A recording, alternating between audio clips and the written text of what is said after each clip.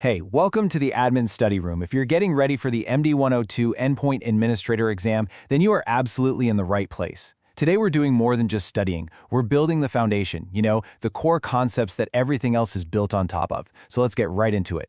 First up, just our standard disclaimer. This is an independent, unofficial MD-102 study presentation based on Microsoft's public Learn content and run by AI hosts. It is not affiliated with, authorized, sponsored, or approved by Microsoft. Always verify important details against the latest Microsoft documentation. All right, so let's set the stage here. The world we're managing today, it's exploded. It's so much bigger than that traditional desktop PC plugged into a wall jack at the office. And that expansion brings us right to the central challenge, really the one question that modern endpoint management was created to solve. How in the world do you manage a device you don't actually own that's sitting on a network you have absolutely no control over? Seriously, answering this question changes everything about how we have to think about security and administration. That's because the whole concept of an enterprise desktop isn't one thing anymore. It's the corporate laptop at a coffee shop with spotty Wi-Fi. It's someone's personal phone they use to check work email. That's our whole BYOD, or bring your own device situation. It could be a tablet on a factory floor or a PC set up in a home office. The castle walls of the old corporate network, they haven't just been breached, they've basically dissolved. So if the network isn't the perimeter anymore, then what is? Well, the answer, and our starting point for pretty much every modern management problem, is identity. You see, in this new cloud-first reality, identity is our new control plane. Just think of it like a master switchboard for all access. Before any user or any device can get to anything, whether it's data or apps or services, it first has to prove who it is. And for us, in the Microsoft world, that central identity provider, that main switchboard, is Microsoft Entra ID. Now, listen up, because this is one of the most important ideas to really get your head around. Microsoft Entra ID is not just your old Active Directory running on a server in the cloud. They are fundamentally different, built for completely different worlds. On-prem AD was designed for that fortress, a controlled corporate network using older protocols like Kerberos. Entra ID, on the other hand, was built from the ground up for the open internet, using modern web protocols to manage access to cloud apps from literally anywhere. Getting that distinction is absolutely critical. So once we have our identity provider sorted out in the cloud, the very next question is, how does a device actually connect to it? How does it establish that relationship? And that brings us to the whole concept of joining and registering a device. And please, don't just gloss over this step. Picking the right join type is one of the most important decisions you're going to make. It dictates everything that comes after it.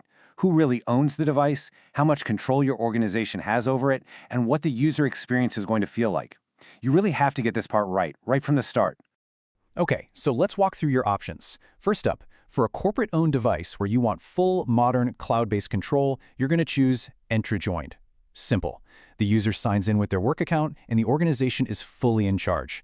Next, for personal devices, that BYOD scenario, where you just want to give access to company stuff without totally taking over their personal device, Entra Registered is the perfect fit. It's a much lighter touch. And finally, you have the bridge to the old world, Entra Hybrid. This is for companies that are still transitioning and really rely on their on-prem Active Directory for things like group policy. But, and this is a big but, be aware of that key requirement. The device has to have line of sight to an on-prem domain controller. That means it has to be able to talk to your old network, either by being physically on it or through a VPN. Okay, so our devices are in the system. They have an identity. Now what? You might have hundreds, maybe thousands of these things. You can't possibly manage them one by one, right? So how do you apply settings to all of them at scale? The answer is groups. And this is where things get really clever. We need to talk about dynamic groups. I want you to think of them like a self-managing club. Instead of you being the bouncer at the door, manually adding people and kicking them out, you just write the club's rules on a sign. Something like, only Surface Laptop 5 models allowed in here, or all members of the marketing department are automatically in. And just like that, the group manages its own membership based on those rules you set. It is incredibly powerful automation. But, with great power comes great responsibility. There are some rules you have to know. First, you can't mix and match. A dynamic group is either for users or for devices, but never both. Second, and this one gets a lot of people, device rules can only see device attributes. You can't, for example, create a group of devices based on who owns them, like what department they're in. And that leads to a huge security point. If you're granting access to something really important based on, say, a device tag, You better have tight control over who can change that tag. So, we have our strategy down. Identity, join state, dynamic targeting. It sounds perfect, right?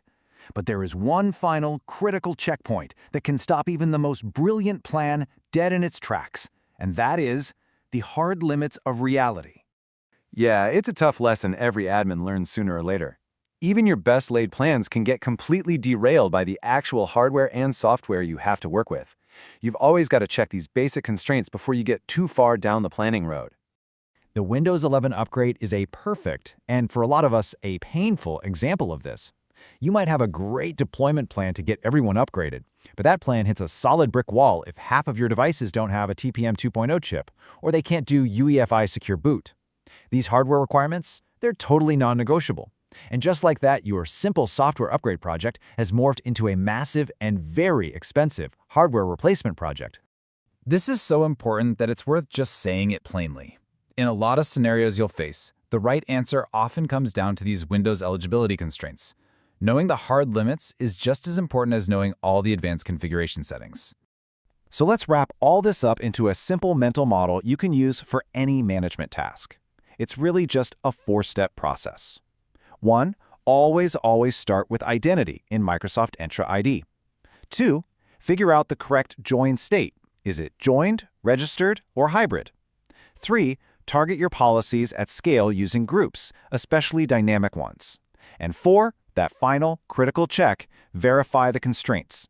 Does the hardware and software you have actually support what you're trying to do?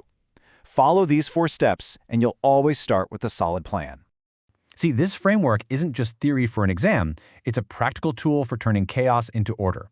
By starting with identity and working through these steps, you can deconstruct pretty much any complex endpoint management challenge you're facing. So, think about your own environment.